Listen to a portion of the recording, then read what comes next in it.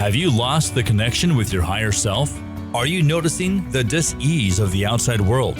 It's time to reconnect with nature and each other and raise our consciousness, vibration, and frequency. Together we can create a world of peace and abundance. It's Spiritual Revolution Radio with your host, Dr. Will Miller. Hello and welcome to Spiritual Revolution Radio. I'm Dr. Will Miller. Today on the show, we have a very special guest. Her name's Dawn James. She's a conscious living teacher and a best-selling author. Dawn James became a sound healer and writer following a profound life-changing event in 2003, where she experienced a spiritual phenomenon called samadhi. I hope I got that right. Samadhi, right? Samadhi. All right.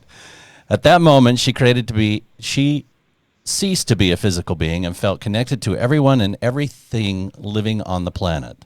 That experience of oneness changed the way she sees and hears the world. After her awakening, she wrote 7 books on conscious living, and her autobiography, Unveiled, will be released in March. She's traveled 4 continents, teaching and raising the frequency of hundreds and thousands of individuals. You can find her books and programs on our website, dawnjames.ca. Dawn, welcome to the show. Thank you for having me. I'm so excited to be here. So say that word again for me that I had wrong one more time. Samadhi. Samadhi. Okay. Well, I looked up that word because it was the first time I had ever heard it, honestly. And it says it's the final stage at which union of the divine is reached. So tell me about this life-changing experience in 2003 and what it's all about, so we understand that. Yeah, well, you got to imagine, I had a full-time job, very much a 3D girl. 3 months before I experienced this phenomenon, I actually lost my appetite, Christmas Day 2002. And so for me, that was the first sign something was not lined up for me. Something was out of alignment in my life. This loss of appetite got progressively turning into a loss of interest in the world. So this withdrawal that I had from food and from material things, it didn't matter to me. And during this 3-month period, I was literally living on water with lemon. And although I wasn't eating, I wasn't hungry. And I had this insatiable need to be outside. I was literally outside 4, 5, 6 hours a day. Rain or sun, I had to be outside. The last day of my first life, this is how I begin that chapter. The last day of my first life, March of 2003, I woke up that morning and I did not want to talk. I just felt it was a lot of noise and I stopped talking. And I didn't talk for almost 30 hours. And that night is when I experienced samadhi. For those of you not familiar with that term, it is my consciousness separated from my physical form. That's stage 1. Stage 2 is you merge. You basically merge. Your spirit merges with universal consciousness. So there is no me. The concept of me ends. And in that moment of merging with everything, connecting to everybody and everything living on this planet, that's when I realized what oneness really meant. I finally got to understand that we are so much bigger than we think. Our spirit is huge. We have the ability to connect on a much deeper level with each other and life on this planet. So that was a huge eye-opening for me, March 2003. And that sent me on a new journey. I call it my second life started the day I came back. And my second life has been a spiritual journey. It has been me leaving my head and living in my heart. So that has been a beautiful experience for me. And it's because of that experience, I was able to embrace my spirituality. And I started paying attention to my heart space and what felt good for me to do, what felt like it would be fulfilling. And I ended up, truth be told, I wasn't an English girl in school. I'm a math major, so go figure, right? Yeah. So Yeah. how long, I mean, did this take to reach this? Was it over several months? Were you alone? No, no, my husband was there at night. I was at home, and the withdrawal gradually built up over 3 months. But that evening when I went to bed, I just had some very strange sensations up and down my back, and I didn't know what it was. I didn't have any language about what was happening, but I do remember hearing my heartbeat stop beating. Mm. I heard the sound of my last heartbeat, and I knew, okay, I'm done. And there was no fear or pain. I just felt like I had withdrawn so much from life that it had come to this. I don't want to talk. I don't want to be here. I'm done. That's the feeling I had that night. I'm done. And done. It was mind blowing. It was very difficult coming back because in my spiritual form, I was free. I was happy. I was joyful. I felt so much love. And coming back to the physical form, I just felt not just the weight of my body, but I started paying attention to other people's pain. And then I started getting caught up in global matters, So I got very, very focused on, I'm a huge advocacy for green living, working in harmony with the planet. My passion just went up 800% on those topics when I came back. I'm a anti-plastic girl. I'm really, really into creating harmony. And oddly enough, when I was 3 years old, I knew I wanted to play the piano. And I begged my parents, and we didn't have a lot of money, but somehow a piano showed up at our house when I was 8. And I started playing, and it was a beautiful thing because not only was I allowed to play music, it brought me so much confidence, it brought me joy. And even though I did not continue piano all the way through, when I had my awakening, guess what came back to me? Music. The joy of music. And I naturally became a sound healer. I love music, harmony, composing. I like all of it. So I performed for 11 years with the Royal Conservatory for piano. And so when I woke up, that joy of music came back flooding into my soul. Oh, awesome. And it's that moment, then you moved into sound healing. You became a sound healer. And explain for our audience what a sound healer is so they understand. It's a little different than an energy healer, even though you're using the energy of sound, if you will, right? Yes, you are. So my definition of sound healing, it is the conscious use of sound instruments with the intention, and it is not an intention of me healing. I hold the intention that the group that I'm with, I'm holding space for them to receive what they need, and I'm holding space for them to raise their frequency to activate their own personal healing capabilities. So I hold space for others. That's one of the gifts I got when I came back. And I tune in. I literally listen to your body. There's a beautiful translation that happens between my ears, the singing bowls, and the energy field of everyone in the room. And I had the pleasure of doing my first virtual sound bath in September. And guess what? I could still feel the energy of the people who were there when I held space to play, even though it was in a digital space. Mm-hmm. So that's to tell you how powerful the connection we have to each other with intention. Sure. I mean, we're all connected, so it totally makes sense that it wouldn't matter whether they're there in the room or somewhere else across the world. We're all connected. As you've came when you awakened, you understood that right away. So. You understood it literally. So in sound healing, there's obviously you're using singing bowls. There's harmonics and different sound frequencies. How do these harmonics, I've learned a lot about binaural beats and those type of things. How do they work in connecting us and in healing us? How does that work?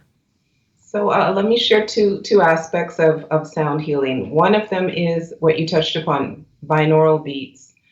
Our brains are made up of like billions of neurons, and there's this electric flow running through our muscles, our nerves, everything, our cells. We are electromagnetic beings. Yes.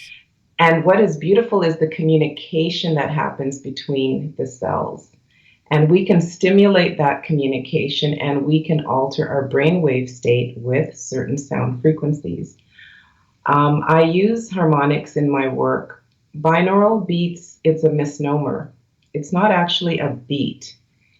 If you were to sit in a room with stereo sound and maybe I played a G coming at you here and an E on the other side of you, your brain is naturally going to have like this echo effect. It's going to take those two tones and create a third tone, and it's called a binaural beat. Right. And what you're doing is you're training your brain to respond to two different tones at the same time, and it activates the left and the right hemisphere of the brain if you bring it in from both sides. Binaural beats are important because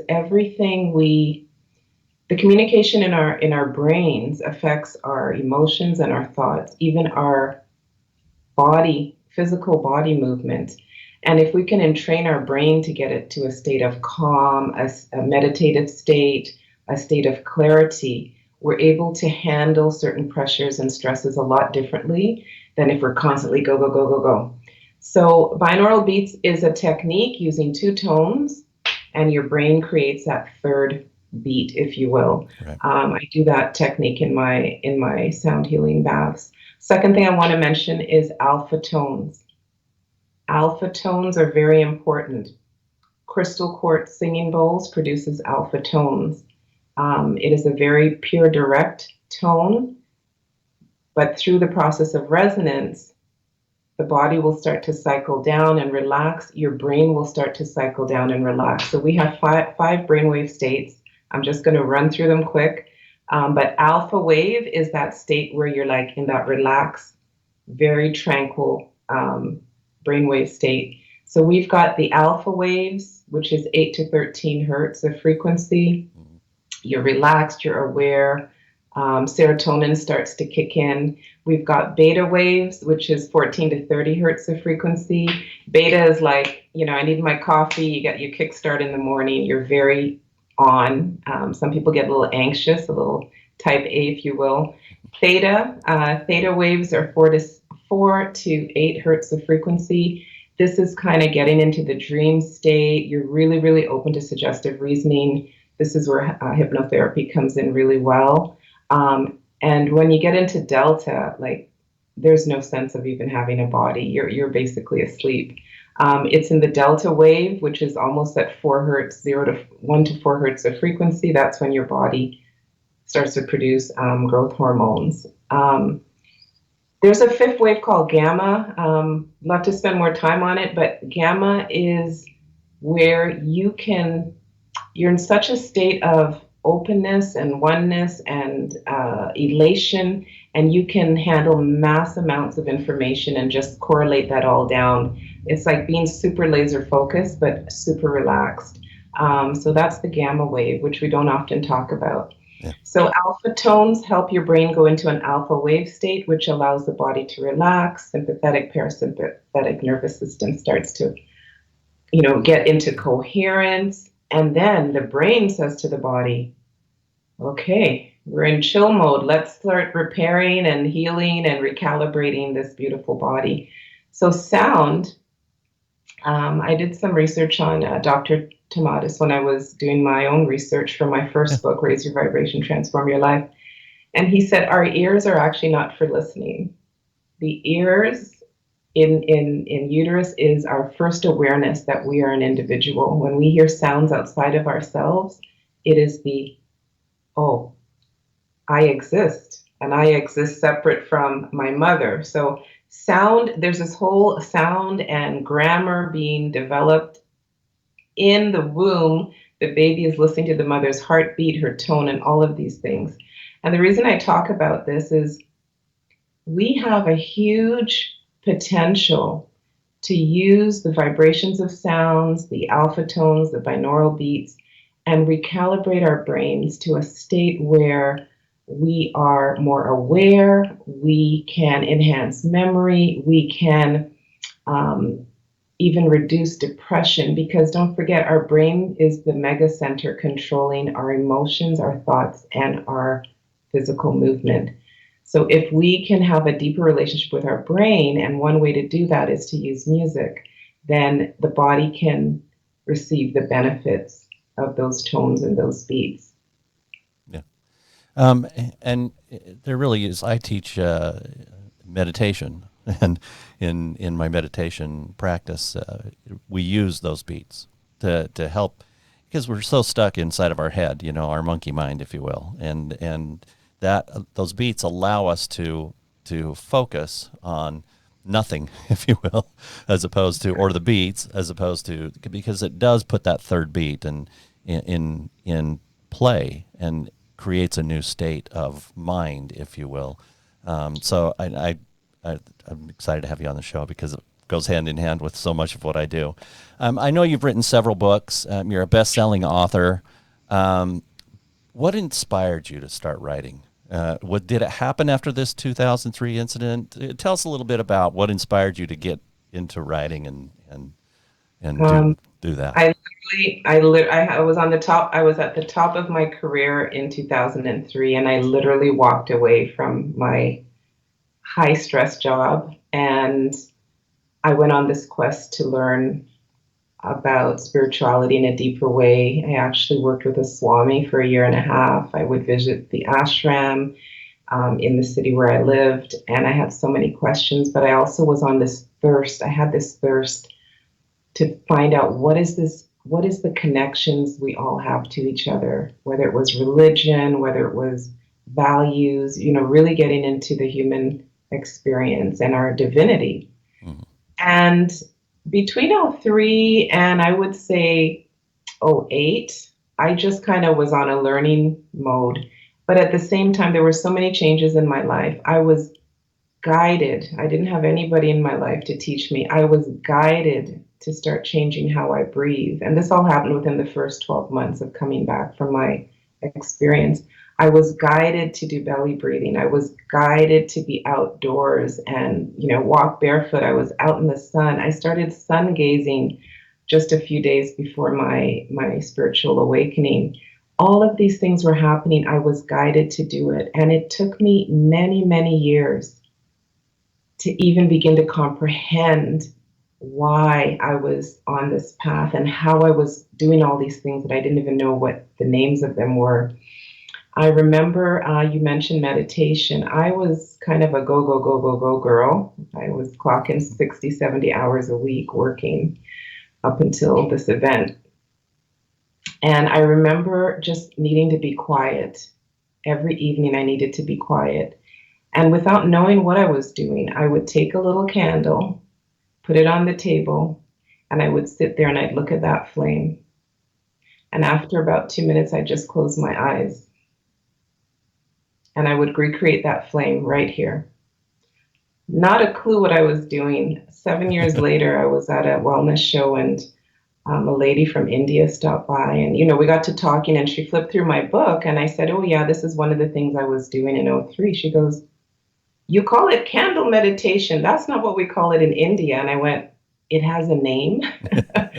Trataka, right? I said, "This has a name?" I said, "I call it the candle meditation. That's what I did. That's the only thing that calmed my mind down." The commonality between this candle meditation and what we've been talking about today is by playing those two sounds and your brain creating a third sound, your brain is now synchronizing itself, right? Right. You look at one candle flame and you close your eyes, the same effect is happening. You are synchronizing your brain to a single point of focus. You're entraining your brain so that you are using all of your brain. And without knowing what I was doing for years, I was actually enhancing my ability to see beyond the physical. That technique helps you with vision, clarity, mental clarity. Right. And so over the years, this was happening. I got to the point where I said, you know what? There's been so many positive changes in my life. How do I share this with other people? How do I explain how I became a conscious being in layman everyday terms? How can we use these principles I've learned every day? And someone inspired me to write, the late Sylvia Brown. And even though she gave me that message in '05, I wasn't ready. I was like, oh, I'm the math major. Who's going to read a book written by a math major? So all these questions go through your mind. To my surprise, that first book came out in 2010. That book opened so many doors. I've spoken on so many stages in so many places. I can't even tell you. It was well received. Raise Your Vibration, Transform Your Life. Right. And that book transformed my life. I got the confidence to teach, and I kept teaching, and I'm still teaching to this day. 7 books followed in different languages, but I have to say, when I look back at 2003 and where I am today, everything I do, everything I write about, everything I talk about is about creating harmony with ourselves and the planet and each other. So the first book is all about your personal frequency. The second book is raising the frequency where you live. And the third book is how to clear karma and forgive others. Yeah. DonJames.ca is where you can find out more.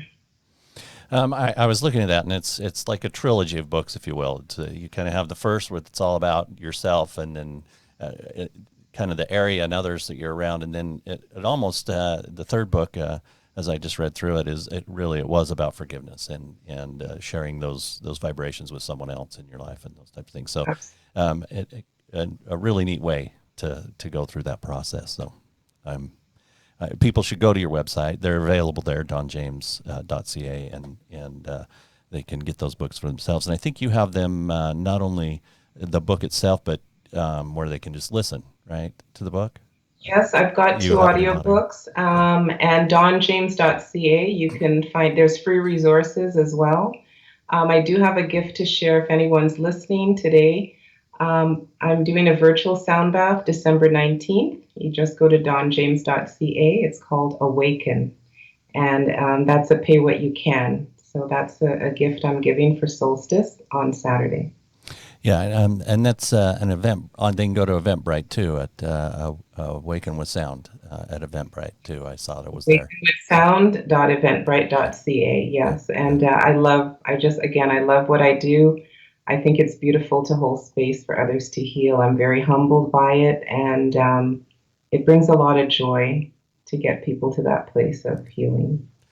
Well, so just one quick last follow-up. We're kind of getting short on time here, but tell people what other resources they can find on your website real quick and an idea of what they can find. Yep. I'm not a Wi-Fi girl. If you want to get your house wired, there's information, the vibration of food, how to grow foods with frequency. You can grow your own food indoors or out. How to detox your body and actually elevate your frequency of your cells, your lymphatic system, your organs, your tissue. I'm a big detox girl, and the books, of course, are there. And I do host retreats in Costa Rica from time to time. So check out donjames.ca. Hope to hear you or see you at the virtual sound bath this Saturday, the 19th, called Awaken. And that's at 11 o'clock Eastern, everyone. So it's an event. Just pay what you can pay, and definitely want to see you there if you can. Thanks so much for joining us on Spiritual Revolution Radio. It's been a joy to have you here. Thank you. Hopefully sometime in the future we can have you again. Yeah, that would be lovely, because I've got more to tell in March, but we'll chat again. Yeah, definitely. After your new book comes out, we want to hear about it for sure. Thank you. Have a great day. You too. Everyone, knowledge is power, and knowledge frees the mind from our conditioning and sets our soul free. Now is the time to free our souls and open our hearts and minds to our higher self through unconditional love and our universal connection. And Dawn James, she's helped us. She can help us through sound and healing to do that. I'm Dr. Will Miller. I can be contacted through my website at lifebydesign.institute, Or if you have comments or want to be a guest, see us at spiritualrevolutionradio.com. Love and peace, everyone. This has been Spiritual Revolution Radio with Dr. Will Miller. For more information or to be a guest, please visit lifebydesign.institute. Join us next week for another edition of Spiritual Revolution Radio with your host, Dr. Will Miller.